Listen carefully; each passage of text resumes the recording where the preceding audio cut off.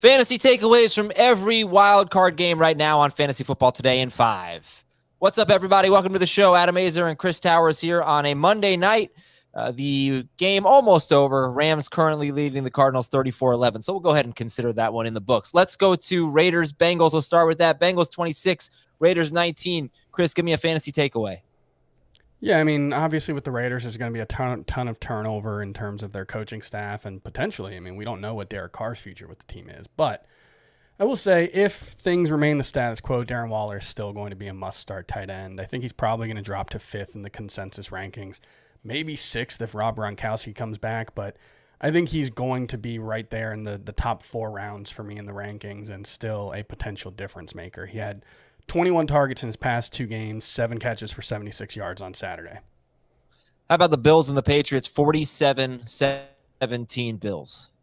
I think Devin Singletary might be a strong RB2 next season. I mean, I've talked a lot about how the Bills have been, one of the least valuable offenses for running backs in fantasy. And that's an issue when you don't know who the starter is or when Zach Moss and Devin Singletary were getting 35% of the snaps. But over the past 6 weeks, Devin Singletary has played over 86% of the snaps. He's run a bunch of routes. He's basically, if a fantasy running back was going to be relevant in this offense, this is how it would have to happen. He's dominating the work, in the way that a Christian McCaffrey or a Le'Veon Bell does.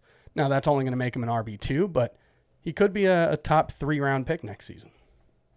I know. I was actually just thinking that. I feel like he's going to fall. Well, if we are drafting this week, but if everything stays the same, we already did. I don't know where he went, but late round 3, I mean, feels like Singletary time as of right now. Let's go to the Sunday games, and there's so much that could change. I mean, he could plummet. They could draft someone. Let's go to the Sunday game. Start with Eagles-Bucks, 31-15 Bucks. Yeah, I'm not sure that I'm going to make any of the Philadelphia Eagles running backs a priority, and that really means Miles Sanders. I think I'll be lower on the consensus on him, just because. I mean, he was coming back from the injury, so we don't know how healthy he's been at the end of the season. But 7 carries for 16 yards against Tampa Bay, tough matchup. But Kenneth Gainwell had a significant role in the passing game, 5 catches for 49 yards and a touchdown on 5 targets. I just don't think Miles Sanders is ever going to have the kind of role that makes him anything more than a replaceable RB2. Spike the ball. Go, spike the ball. Dak Prescott. Oh, ran out of time. 23-17, 49ers. Everybody's talking about that game as if, the refs ruined, this amazing chance for Dallas to win the game. And it's like they had a 3rd and goal from the 24-yard line with 1 second left on the clock. Even if they get that off, they weren't going to win. It's like a 10% chance of winning. So on that one, this is... Adam, I saw your wide receiver rankings that came out last week, and you're not going to like this one. There's no reason for you to have ranked CeeDee Lamb as a number 1 wide receiver for the 2022 fantasy season. Hey, it's tough. It's really tough. I had a theory. I don't know if we have time to get into it, but it was really about where he lined up. And when Michael Gallup was healthy and he was lining up in the slot, he just wasn't nearly as good. When Michael Gallup went out, I thought it was really going to be a revival for CeeDee Lamb. And it hasn't happened. Those rankings were before week 18 and obviously before the wild card game. And he's been terrible in those 2 games since. So definitely going to have to evaluate. His past 6 games, he's got 33 catches for 297 yards and no touchdowns. But I really thought it was because he was playing the slot. So I thought the Gallup injury was going to change that.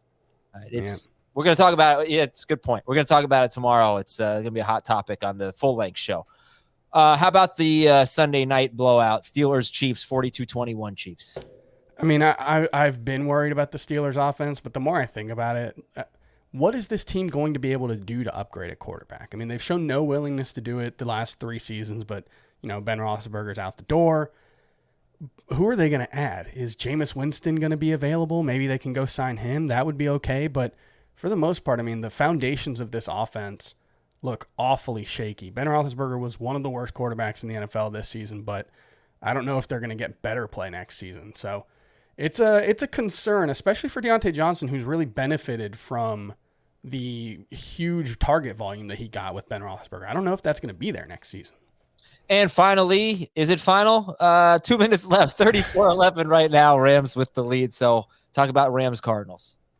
I mean, based on the way Twitter is right now, Cam Akers might end up in the first round for 2022 drafts.